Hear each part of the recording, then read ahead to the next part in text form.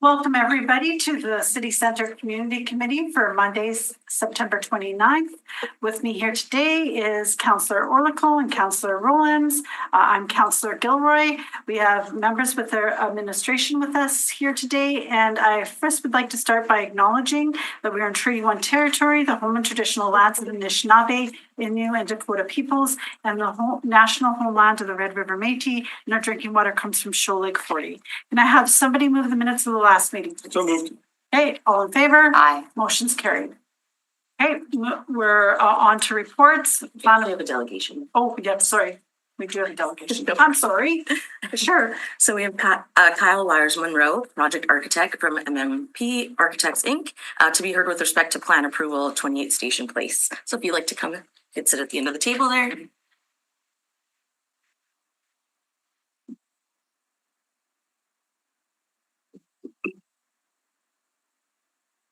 Welcome. So you have about 10 minutes for your presentation.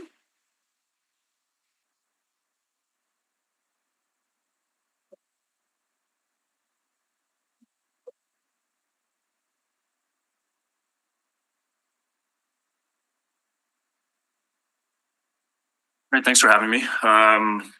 Start off, I just want to thank the city just for working so closely with urban planning. Previously, Andrew Ross, but Dylan's been great. So I just want to thank everyone for that. It's been very, very smooth. And even dealing with SPA that we'd appreciate previously accomplished, it's been a very pleasant interaction with the city. So this is Station 2. It's located on Lot 1 of the Yards development, just off the Jubilee intersection.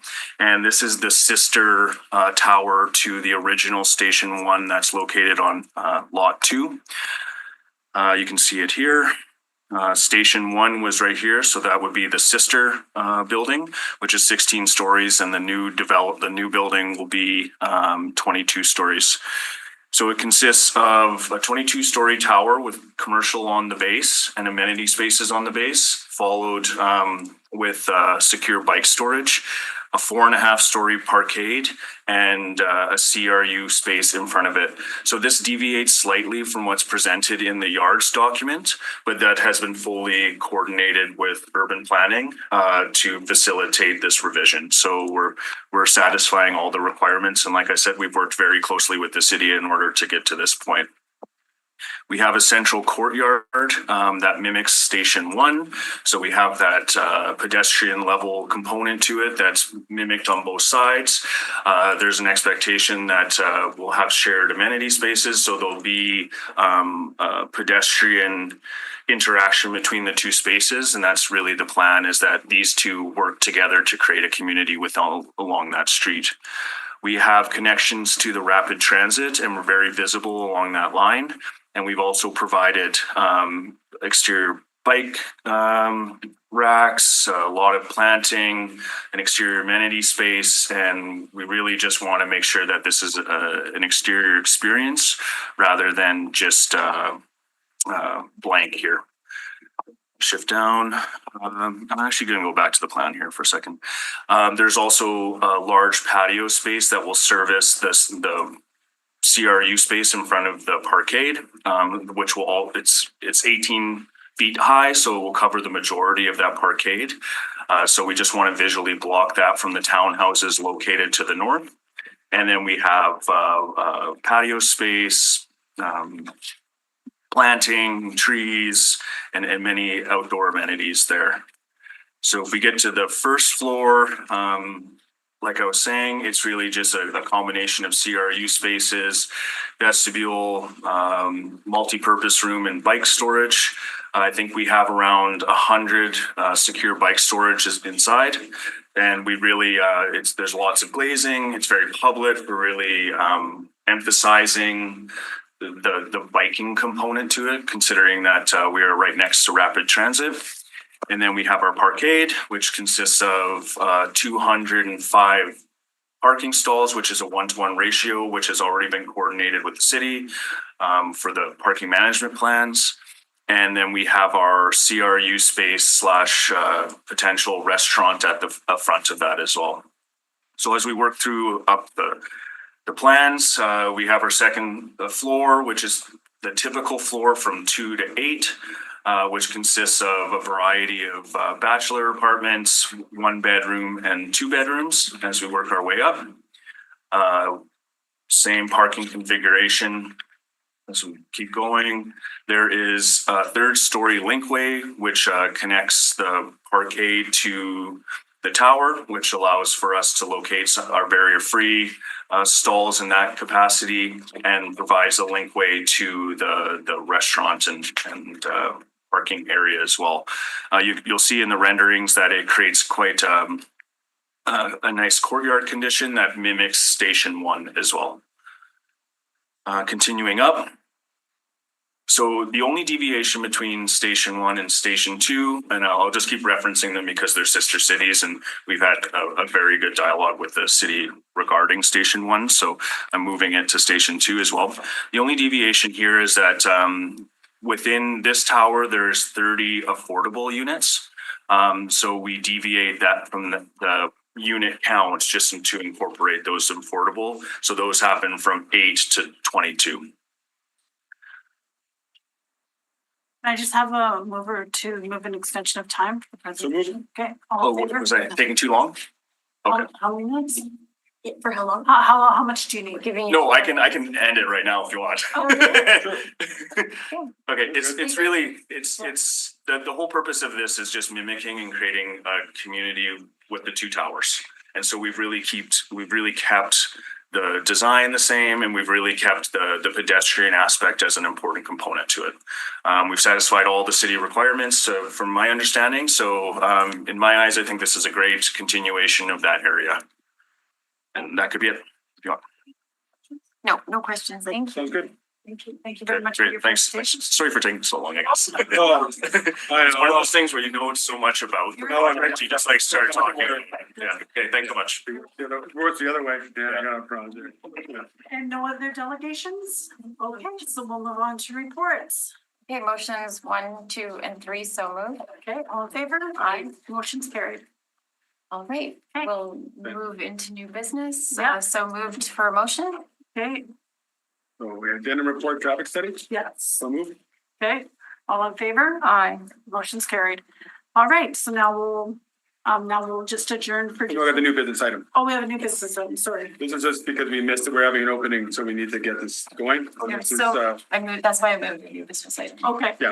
yeah. so there we are. You called the question, yes? No, we did the addendum. It's Okay. addendum, so Okay, it's so, fine. So move new business item again. this item, okay, Yeah. all in favor? Aye. Okay, motion's carried. Sounds good. Okay, And we have 2 new business items. okay, That's just a word snippy one. Okay, one pertaining to Arlington and one pertaining to Brockport and Park. right. This is really 3, right? This one is 3. This one, Zero. yeah, sorry, this is Sorry. number 3. This is number 3. And then the other one's new business. New Yeah. business. Right, so Arlington, I moved omnibus, and then if you want to introduce your motion, Well, again, I just did. we just did it. That's, again, yeah, this is just a renaming of the shack and the rink to Tom Hayward Yeah. at Brockport, who's been leading the community group there for about 20 years, I think now. Yeah. 30 years. Yeah, so he's getting a little bit older, wants to retire. His wife is he doesn't want this, his wife really does. So we're off. So We're it's surprising. in favors of wife I swaps and time. I in know, city you center. know what, Tom, just suck it up, Buttercup. Oftentimes. Yeah, in favor I'm not of getting in the way. wives. I'm not getting in the way. Uh, So Tom's a great guy, so he deserves it. Councillor Orlico is fearless, Well, as we know, Madam Chair, but Mhm. what we do know is he is scared of one thing and one thing only. Yeah. Yeah, wives, Yeah. so, in particular his, I'm not so, dumb. Yeah. well, Eh, well, thank you for that long time volunteerism. Now, do we still have a new, are That's we it. done? That's it. Okay, so then we'll adjourn till the public hearing at 10:30. Thank you. Perfect. That could be quick too. Great. Okay, welcome back. Now we're on to the hearing portion of our meeting, and the first up is the subdivision rezoning at 101 and 103 Sherbrooke Street. In accordance with the City of Winnipeg Charter and the Development Procedures Bylaw, the process the committee will follow is the applicant will be heard first, followed by those in support of the application. Next, those registered in opposition are heard, followed by those registered for information. Finally, the applicant may return to speak in rebuttal to comments made. However, no new information is permitted. Please note that when your name is called, it is your opportunity to speak. However, you are not obligated to do so. For a more in-depth overview of the public hearing process and other information pertaining to what happens before, during, and after a public hearing, please consult the City Clerk's Department website. Please note that all public hearings are recorded and will be part of the public record. Should you have any question after the hearings have concluded, please contact the City Clerk's Department. Item 1 is a subdivision and rezoning at 101 and 103 Sherbrooke Street and 685 Westminster Avenue under file DASZ 20 of 2025. In accordance with the City of Winnipeg Charter and the Development Procedures Bylaw, this is a combined hearing, and the following item will also be heard at the same time. Namely, item 2 is a variance at 101 and 103 Sherbrooke Street and 685 Westminster Avenue under DAB 134799 of 2025D. Please note communications were received in support of and in opposition to the matter, which have been distributed to all members of the committee. All participants in the Zoom meeting have been muted and will only be permitted to speak when called upon. So if the committee would like a brief overview from the planner. The application involves subdividing and rezoning the property for the purpose of separating it into two properties. Proposed lot 1, fronting Sherbrooke Street, the Sherbrooke Inn, would retain the existing C2 commercial community district zoning and the existing development on it. Proposed lot 2 at the corner of Furby Street and Westminster Avenue and across the lane from proposed lot 1 would be rezoned to the RMU residential mixed use district for the purpose of constructing a new mixed use development on the and to enable a corner cut for public works. So are you telling me it's just the one parking lot? Yes, so no, so the current development involves both where the Sherbrooke Inn is, so that sort of that corner, and then the entire parking lot. And as part of this application, the parking lot is becoming a separate property. RMU one? Yeah, exactly. And then the Sherbrooke to Sherbrooke. Yeah, exactly. Gotcha, thank you. Of course. So the property is in an established neighborhood, mature community policy area in Complete Communities 2.0. As I said, proposed lot 1 is currently zoned C2, commercial neighborhood district, and proposed lot 2 is currently zoned R2, residential 2-family district.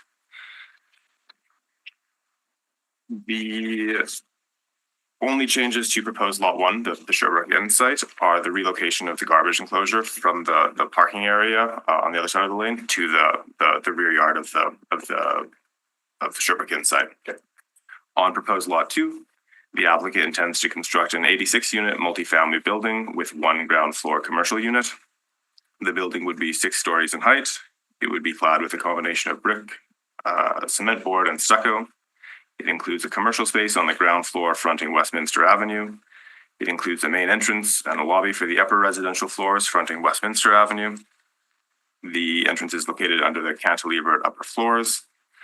And there are individual unit entrances fronting Furby Street for the ground floor residential units. The yards are, there's an east yard, so a front yard to Furby Street of just over 9 feet. There's a south side yard to Westminster of 11 feet for the ground floor and 0 feet for the upper floors. There's a north side yard of 6 feet, 11 inches. And there's a rear yard of just under 19 feet. A total of 10 new trees are proposed, along with the preservation of 7 mature trees in the north side yard. There are a total of 44 parking stalls proposed, including 28 residential parking stalls for the new development, 2 parking stalls for the new commercial unit in proposed lot 2, 2 car share stalls, 14 parking stalls that would be dedicated exclusively for the Sherbrooke Inn. And then it's just going through the recommended conditions. There is a recommendation for a zoning agreement as part of this approval. That would include a plan approval to the director. And there's also a height cap of 76 feet that is included in that zoning agreement. There are accompanying variances with this. There are 16 in total. Do you want me to go through them individually or capture them in the main key takeaways? We'll start there. Start the key takeaways and we'll go from there. Sure, of course. So there's 3 variances that are related to the preservation of the Sherbrooke Inn site, maintenance variances. These are for a garbage container not fully enclosed, for no bicycle parking instead of 5 spaces, and for an accessory parking area with 6 spaces instead of 53 spaces. So these are being triggered because the lots are being separated, and so the Sherbrooke Inn site is no longer compliant with the zoning bylaw. We've recommended approval of all the variances because the inn site is not, there's no development taking place on it at this time, aside from the relocation of the garbage enclosure. And if the garbage enclosure was fully enclosed, it would eat into it would reduce the number of parking stalls available for the Sherbrooke Inn site. And so, being that there's no development taking place on the inn site, this is the main reason for why we've said that the maintenance variances can be supported for now. And in future, should another development take place there, we have another look at any variances and compliance with zoning bylaw. You say future development, you mean like the Sherbrooke Hotel, like, yeah. Yes, yeah, exactly, yeah. And then a do-over, okay. Yeah, that's right. And then there are the variances that are associated with the new development, and they can be grouped into 4 main categories. There are parking variances, there are yard variances, there's a landscaping variance, and there's a density variance.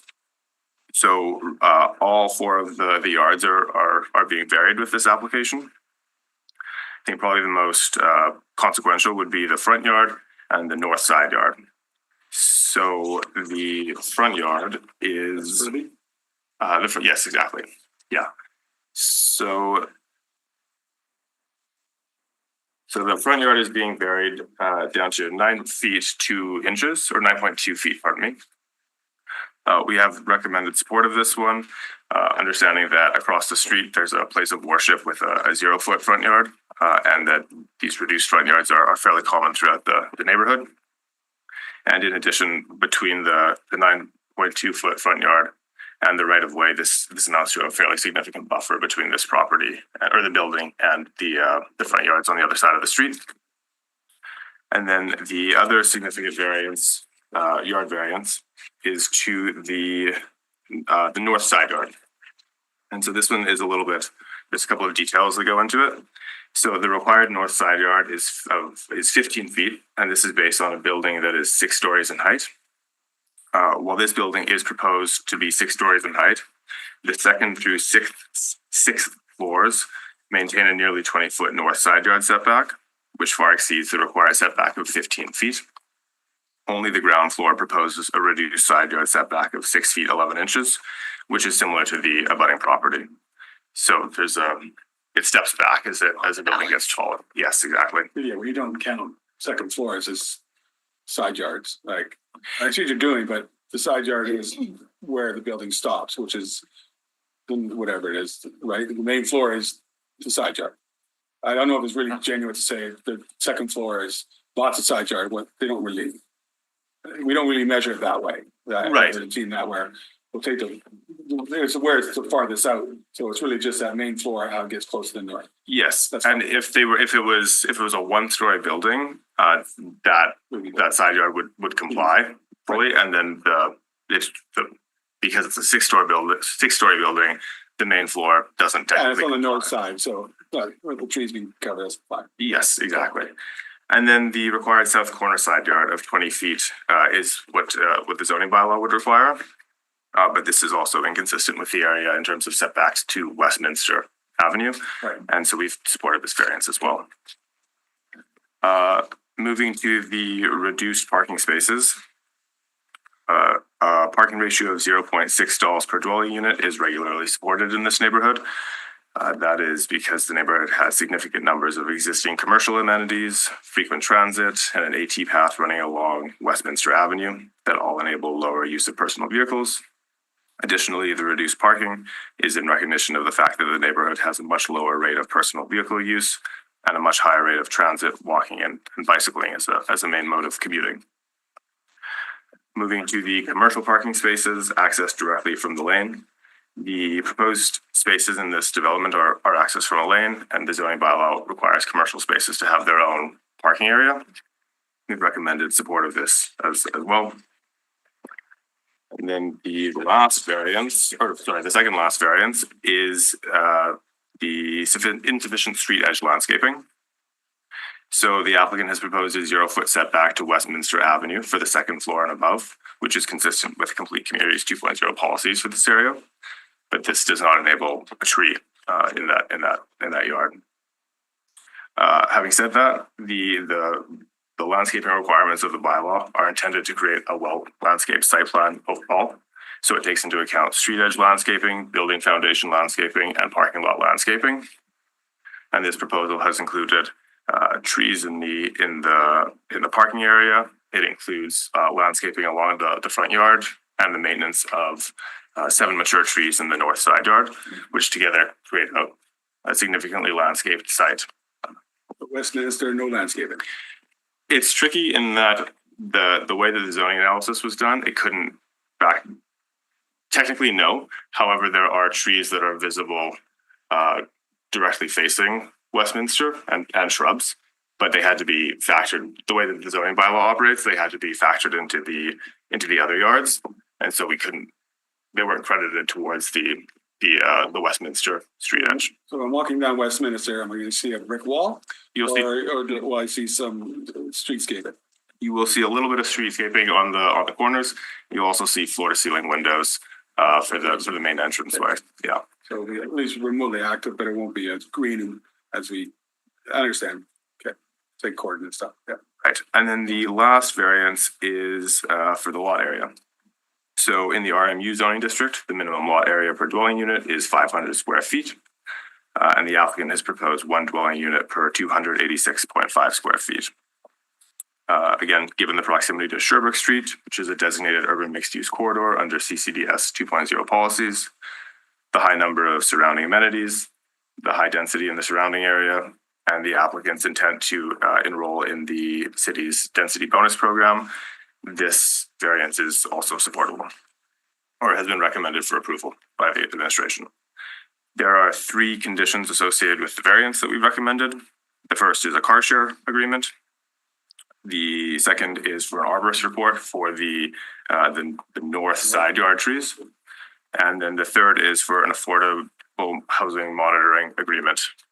So in order to demonstrate compliance with the city's density bonus program and therefore compliance with the density variance, the applicant would be required to obtain a letter from another government proving that they are providing affordable units and that they are enrolled in a monitoring scheme. And on that one, I had mentioned just before we had started that in conversation with the applicant, it sounds as though the applicant might be reducing the total number of units that they intend to build here. And so the original condition, excuse me, the original condition required 8 affordable units, which would comply with the density bonus program. However, we've changed, or I've provided an alternate condition that would still require the applicant to meet the 50% of affordable units above 360 square feet of lot area. However, it doesn't tie it to 8 units specifically. So if the total unit count comes down on the development, Maybe go down. yes, exactly. Maybe. That concludes my summary of the application. Happy to answer any questions. So we had recently, I won't call it bait and switch, maybe it's just things have changed, where we had a developer who got the density bonus, did all that stuff to commercial, then came back to us after it was all approved and the parking lot was redesigned and everything was designed, go, hey, you know what? I want to get rid of the commercial. I'm not selling it. It's not selling at all, this ground floor stuff. So I want now to go back and be all residential, which the parking lot's already half built. So what are we going to do? So we denied them. I think we allowed 1 unit to become residential and the rest had to stay commercial. And this is more probably the applicant, like for the main floor, like how much commercial is going in there, how important is it to the project, that kind of stuff. Because that commercial is, again, I'm not a developer. Commercial worries me a little bit, especially the main floor stuff, if it's viable. Again, that's what we make them do. But we're giving bonuses out that it is viable. But I need to know that they're telling me it is viable. So have you had that conversation with them before about that stuff? The viability of the commercial unit? It's really their call then. No, not really. We would take them at their word at this point that they intend to develop a commercial unit there. It would involve a redesign of the proposal if they wanted to not have a commercial unit there. If it's something that the committee wants oversight over. Just curious. Yeah, I don't. Okay, no, they'll leave that to the area council. That'd be their role. Okay, that's the only, yeah, fine. I only got a couple of emails from people, but that's fine. We can talk about that when they come up, but otherwise, okay, thank you. Questions? No. Okay, hold on. All right. So first to speak, we have the applicant, which is George Sibonell, and you'll have 5 minutes to speak if you'd like to come to the end of the table. I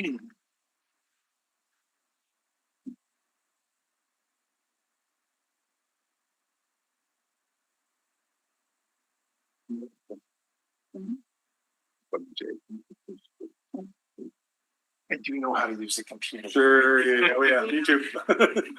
Oh, yeah. Can you get it all started? Yes. BJ, you know everything.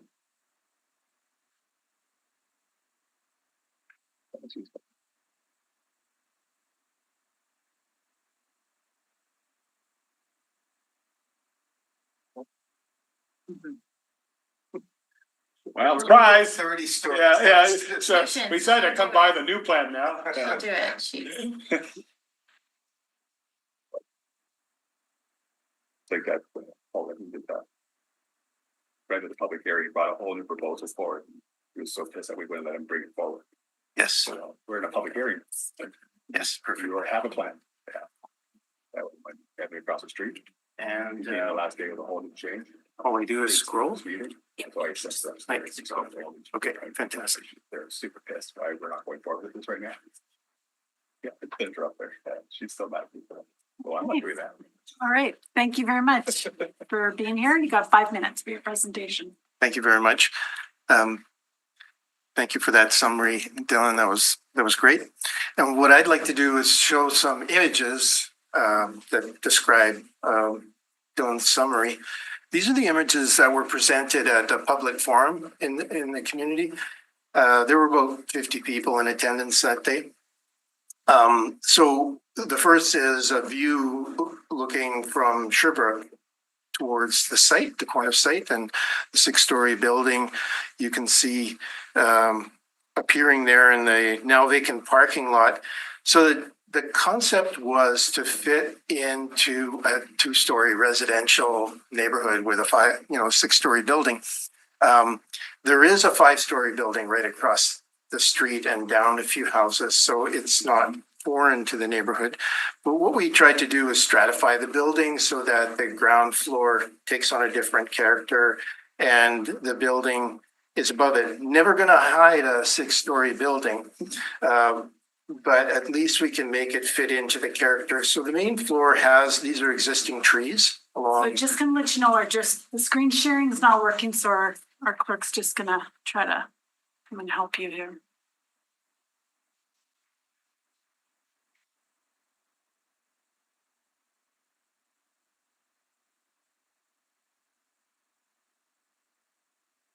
Be able to see everything I had on there so far. I thought, Yeah. it's if we're live streaming, so it's if folks are watching at home. Yeah. It's sharing fine here, it's not sharing there.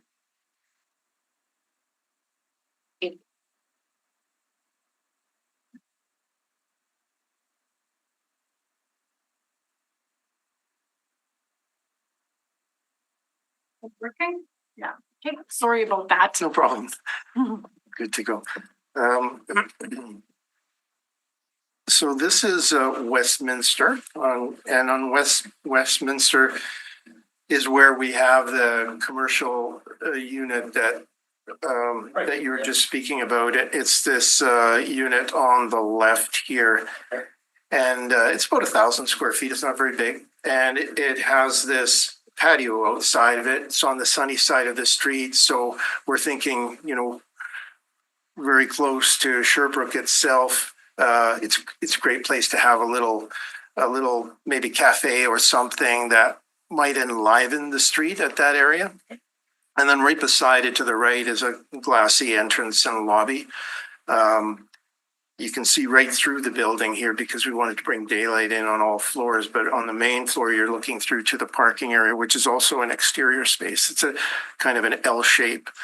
Wrapping around the corner, we get to the residential side. So commercial on the south and residential on Furby Street. So this is the corner of Furby and Westminster. And the street, the north of our building is mainly 2 stories. So we wanted to delineate that, create this 2-story reference, and also emulate the private home. So all the ground floor units have a yard with hedges around them, and the kids could play there, and dogs, and there's an entrance there just like a house on the street. So it's a little kind of a 2-story townhouse concept, with the upper stories being the apartments that are internally accessed via elevator. So this is the look of it when you're looking down Furby Street towards the building. And the overall concept, the building I mentioned earlier that's 5 stories is just off the screen to the bottom. This is Westminster in this direction, Sherbrooke in the background, Sherbrooke Hotel, and Furby in the foreground. This is an aerial view of the site that we're in, just highlighted in yellow there. And these are showing you the heights of the buildings in the area. It was pretty well received the night of the forum. Generally, comments were positive. Main concern was affordability. And so we have 25% of the units as affordable units, CMHC rates and Manitoba housing rates for 8 of the units. We heard them. So we thought it was good feedback. We need to fit into the area, and we need people to rent in that area. So we don't want it to sit empty. So we're looking for other programs. It's a little tough as private developer to access all the funds, but some of them that we're applying for will require up to 30% affordable. And we're thinking of this development as part of the Sherbrooke Inn, because it's actually the sale of the parking lot of the Sherbrooke Inn that's allowing this to happen. So the Sherbrooke Inn has got rents that start at $650 and go up to $800. And then we would be in the affordable rates, which are around $1,100 right now, and up to market rates. So that's my whole presentation. Okay. Questions? No. Okay. Thank you very much for your presentation. Thank you. So did we have anybody else registered to speak in support of the appeal on the project? Nope. Seeing none, we'll go into opposition. So first up, we have Stephen Hodges, who's speaking in opposition. You can take a seat at the end.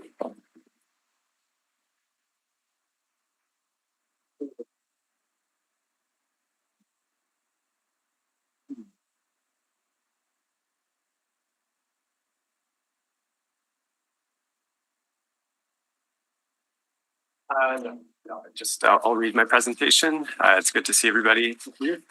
Send a copy afterwards. Sure. Yeah, I think I posted one in the portal too. But I may need some help with my math because I think we have some different understandings of how the density bonus and the affordable units kind of match up. So I'm looking forward to kind of discussion about that. But yeah, once again, I'm here for the same reason as last year to talk about our shared concern for the need of affordable housing.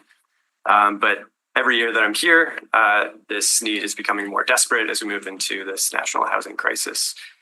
Last week, I was in Halifax to attend a housing conference, and the hostel that I was staying in had a handful of people that had incomes higher than mine who were unable to find housing.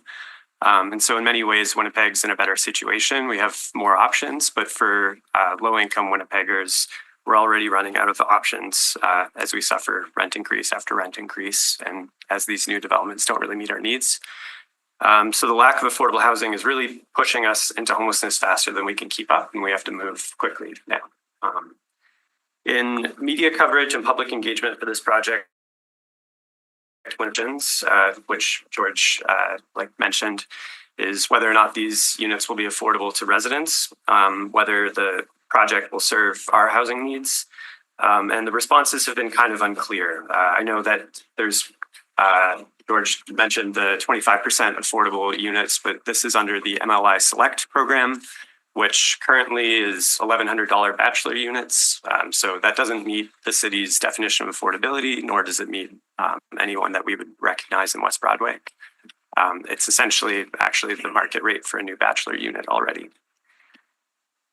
So the proposed development will do very little to provide solutions for our housing crisis, but the city has the power right now to deliver more affordable housing through this project. What's most concerning is that the current proposal is once again breaking the city's density bonus policy and delivering far less affordable housing than what's required. The city's administration is giving free density to the developer, and this is only giving more profit to the developer while we, the public, get very little, if anything, in return. If the subdivided lot is rezoned to RMU, my math checks out that this would permit for 49 units built on the site. And this is already a large building by our neighborhood standards. This would make it the 10th largest building in West Broadway, and we have about 100 multi-unit apartment buildings.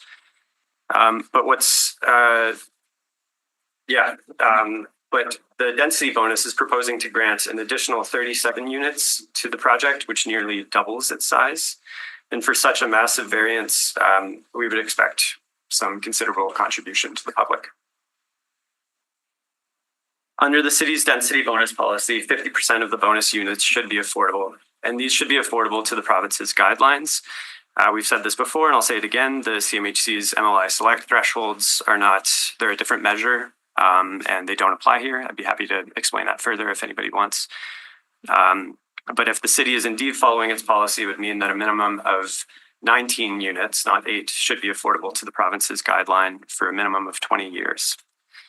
So I'm honored to present this position on behalf of the West Broadway housing stakeholders, which includes representatives from 8 organizations in our neighborhood.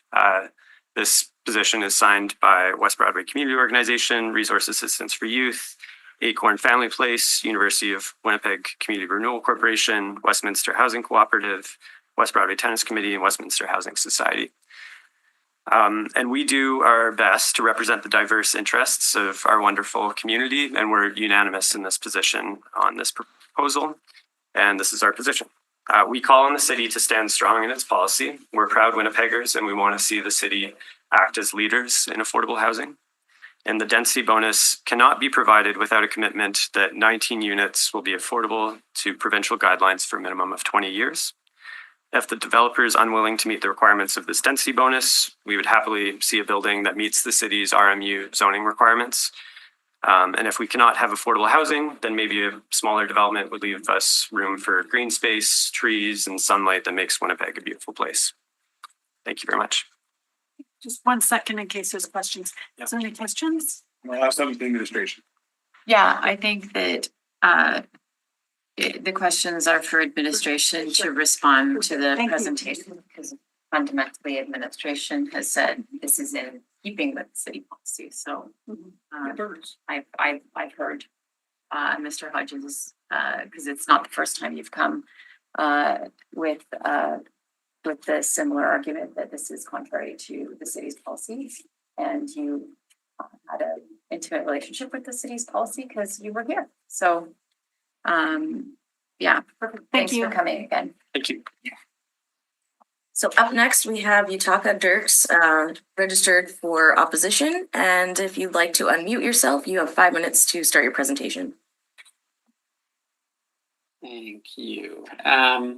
So I'm with the Right to Housing Coalition. I'm the chair of the City Issues Committee, and we're a coalition of individuals and organizations from across the city that care about the housing needs of Winnipeggers and want to encourage governments at all levels to create more deeply affordable rent geared to income housing and support the sort of affordable housing that does exist. So we've long argued that the city has tools to support the creation of new affordable and rent geared to income housing. And so the density bonus pilot program is one of those kinds of tools the city has. So my concerns about this proposal are basically the same as Stefan's. We want to make sure that the tools and benefits that the city is able to provide for developers actually produce the affordable housing that the city needs and are maximized. Basically, the benefit to the community, the benefit to the tenants who need lower rent housing is maximized under those policies. And so that's our main concern. So I'm looking forward to the report or the answering of the questions from the planner, because I too came up with a number different than 8 for the number of units that needed to be affordable. And so just going a few other things, just when we think about the provincial affordability rates, Stefan mentioned, what the MLI select, but really what we're talking about is that rents have to be set at $739 for a studio apartment, which is much less than the $1,100 for the bachelors that was mentioned, and then $1,015 for 1 bedrooms in Winnipeg. That's what the current provincial affordability rates are. And so if that's the affordability rate in the density bonus pilot program, that is the affordability rate that those units should be rented at in order to secure this benefit from the city. So I don't want to go into anything more than that. I'm interested in your response at the committee, and then also the information from the planner. But that is why we're here to speak to the issue today, is ensuring that the city tools that the city created to support new affordable housing are actually used to maximize the benefit and get those units that people in our community so desperately need. Thank you. Anybody else? We have nobody else registered. So is there anyone in the room who would like to speak in support of the application? Anyone in opposition? And anyone for information? Seeing none, we'll move on to questions for the planner. Okay, I'll let you go. The question is, Did you? go ahead. Yeah, did you? So this isn't the first time Mr. Hodges has been opposite of proposal, saying you're not, administration and council, you're really not interpreting the density bonusing correctly. Can you respond to that? Respond to specifically, and Mr. Dirks too, same thing. They calculate it differently, and they get a different number.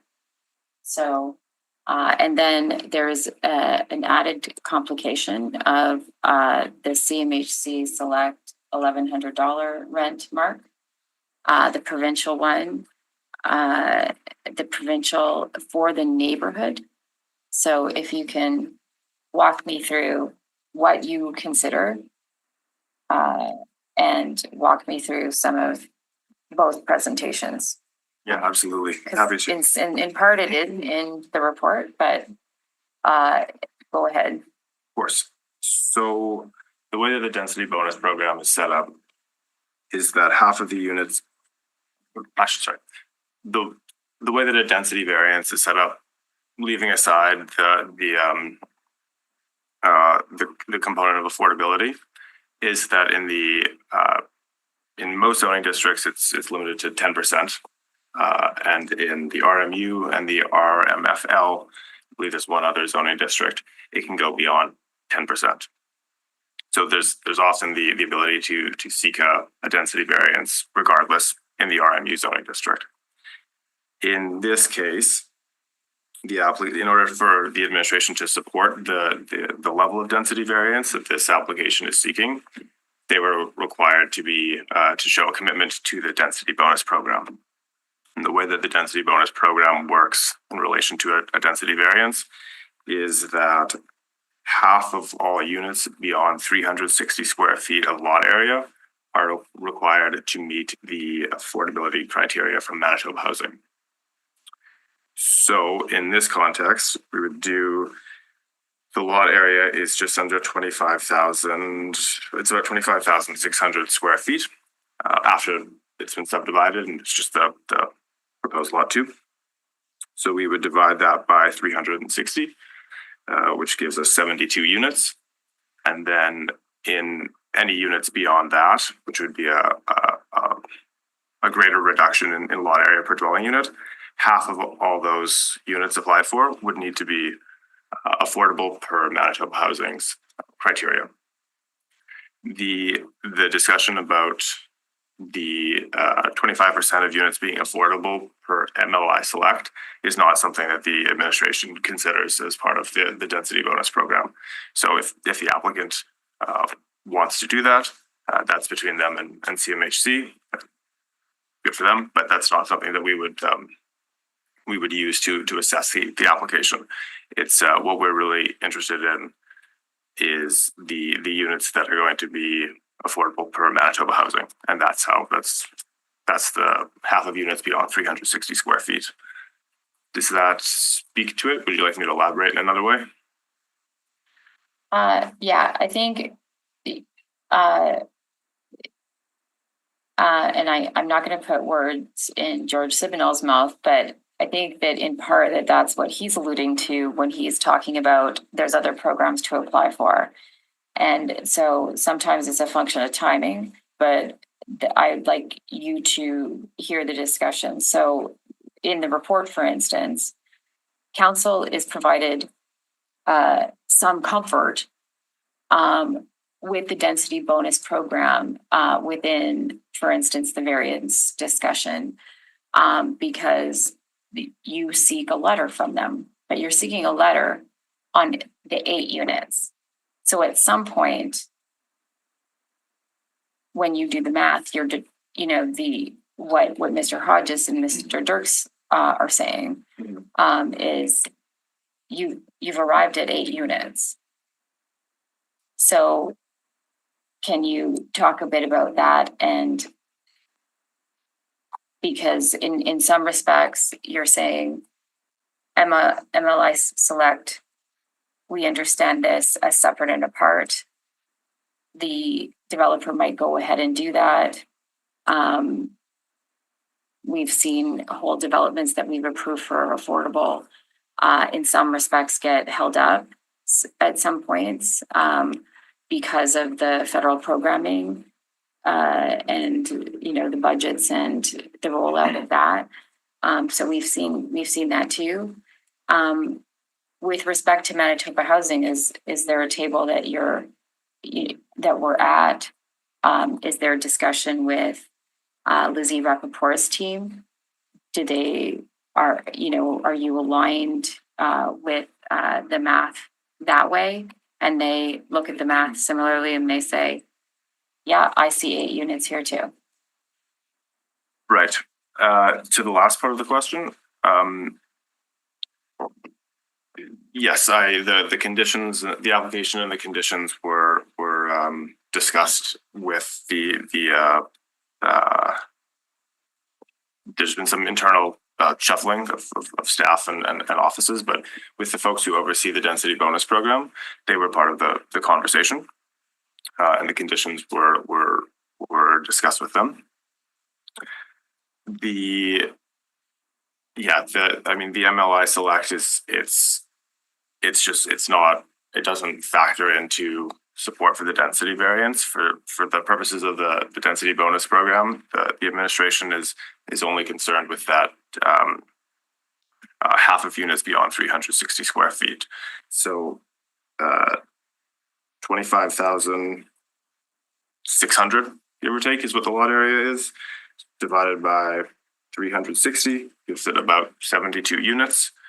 And then for any units beyond that, half of those would need to be affordable per Manitoba Housing's guidelines, and we'd be seeking a letter from Manitoba Housing or from any affordable housing provider confirming that the applicant is enrolled in that program.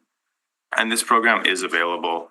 And in theory, an applicant could apply for the density bonus program and not have any funding coming from the province or somewhere else. If they're just seeking the density bonus, they can, as long as they are committed to it, and we have a signed monitoring agreement to ensure that they will uphold that, then they could be a part of that program.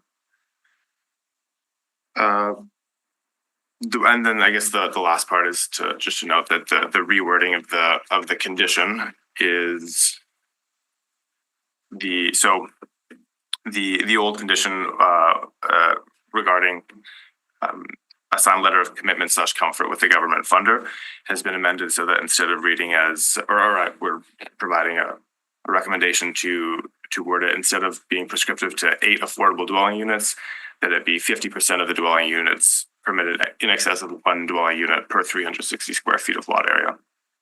And that is that has been the administration's interpretation of the density bonus program since it was implemented. This is not a departure from how we've interpreted and used the density bonus program. If you were, when you said that the team, the density bonus and housing and Lucy Rappaport's team is consulted, does that mean there's concurrence in this number? Or was there a back and forth with a number greater than 8? There was no back and forth with it. Because it was just concurred in. Is it like the 8 was the number? Yes. The 8 was provided as the number, and the housing team assisted in the working of the conditions. I can reach out to the housing team if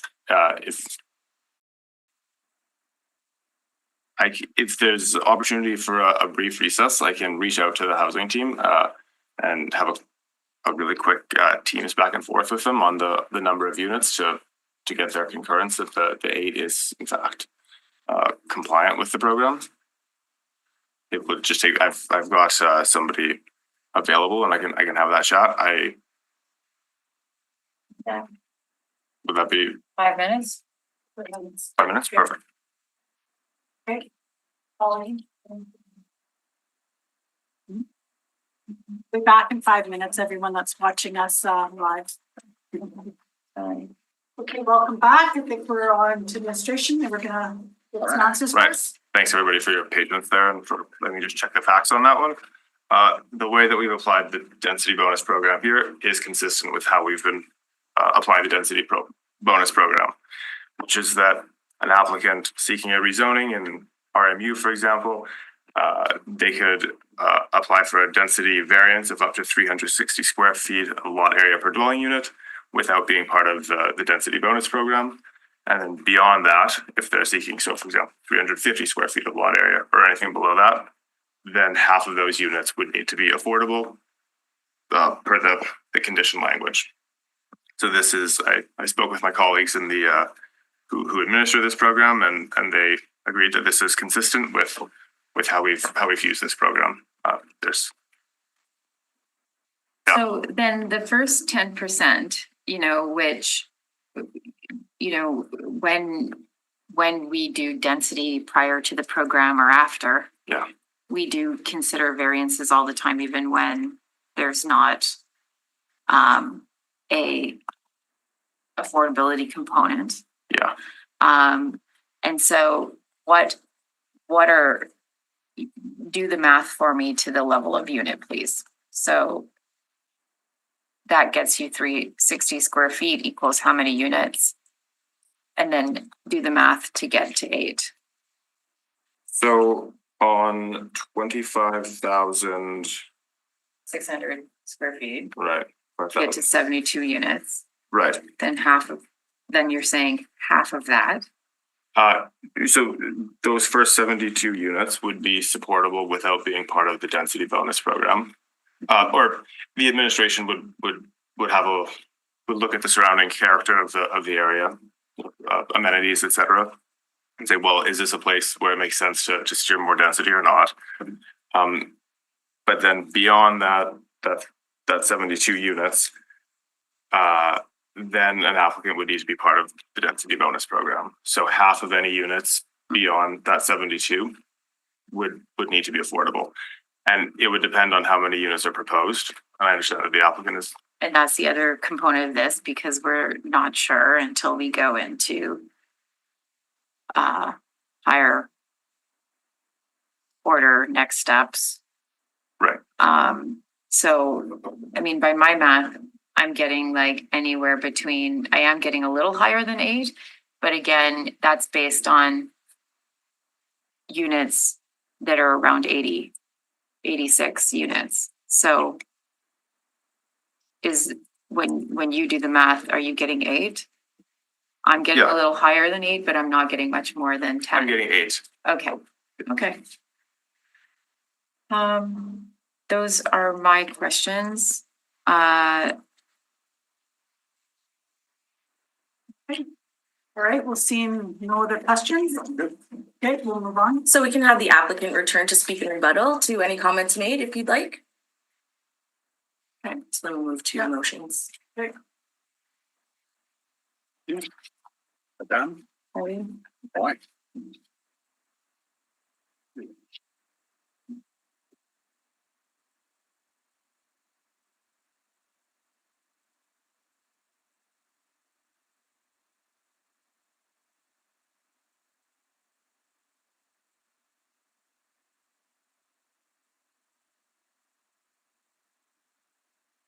We've already cleared the room in terms of no further speakers. Yeah, I'm gonna Yeah, take we're the just motion. ready for motions. Okay, as long as we're Good. ready for motions. Yeah.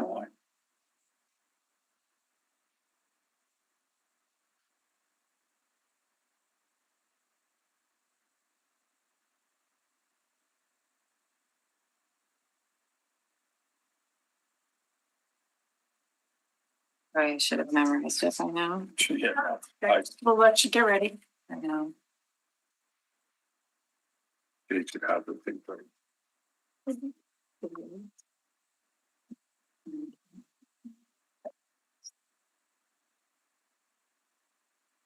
Okay, I move that the report of the Winnipeg Public Service be taken as read. All in favor? Aye. Motion's carried. I move that the receipt of public representations be concluded. All in favor? Aye. Motion's carried. I move that the recommendation of the Winnipeg Public Service be concurred in and forwarded to the Standing Policy Committee on Property and Development.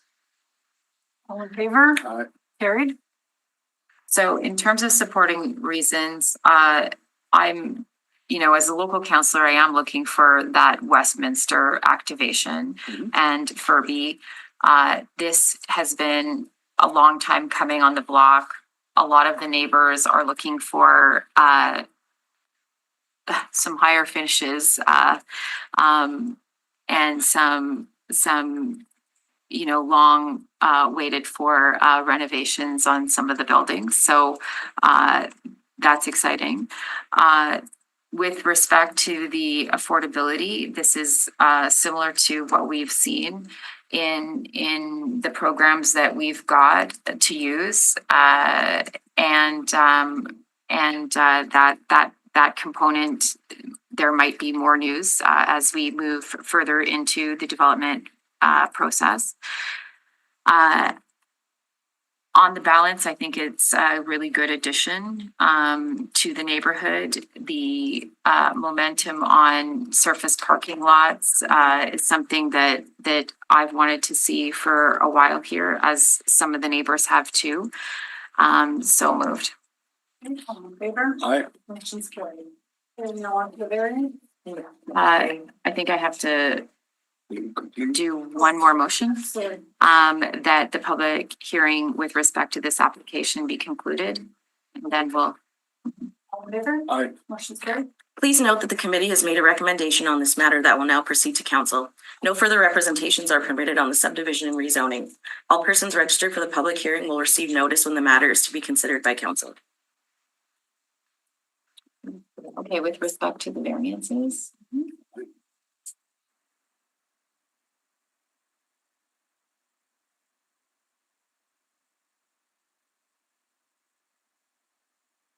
I move that the report of the Winnipeg Public Service be taken as read. Favor? Aye. I move that the receipt of public representations be concluded with thanks.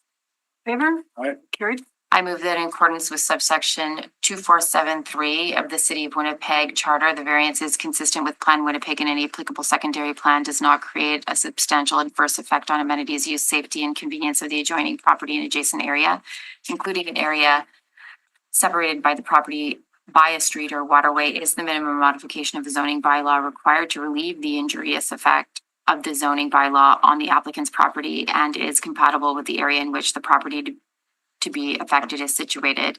In terms of supporting reasons, I want to point to the things that I said on the record previously. I also want to support that some of the variances here are in keeping with the activation on the street and closing the loop on some of the things that we've needed to do for some time around garbages, around additional bike storage and some activation that is consistent with the neighborhood planning. So moved. All in favor? Aye. Carried. And then with respect to the recommendation of the Winnipeg Public Service, I'm concurring in it, but I want to note the new condition with respect to the city confirming the provision of a minimum of 50% of the dwelling units permitted in excess of 1 unit per 360 square feet of lot area be affordable dwelling units. And I believe the clerk has this language. Yep, so in condition number 3, the committee is deleting in the first paragraph, 50% is deleting 8 affordable dwelling units for the development. And that's being deleted and resolved with 50% of the dwelling units permitted in excess of 1 unit per 360 square feet of the lot area shall be afforded affordable dwelling units. And then in the second paragraph, being deleted is the provision of a minimum of 8 affordable dwelling units for the development. And that's being resolved with that a minimum of 50% of the dwelling units permitted in excess of 1 unit per 360 square feet of lot area shall be affordable dwelling units. And this is in recognition, again, it's to the satisfaction of the Director of Planning, Property and Development, and the satisfaction of the director, but this is in keeping with the math that we went over. But, you know, it's oftentimes the case that, you know, we start out with a 102 unit building, but by the time the process continues with respect to architecture or planning or what have you, water and waste, it ends up being